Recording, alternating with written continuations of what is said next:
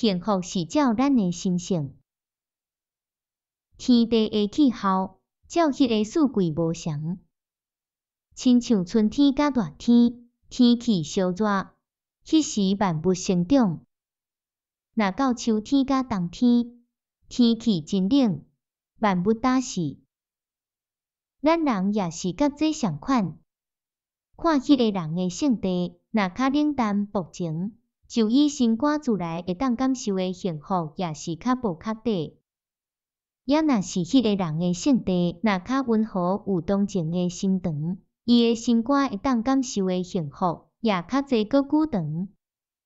即款人的性地，毋是规世人袂改的，若知家己的缺点，就勉强渐渐家己改才好。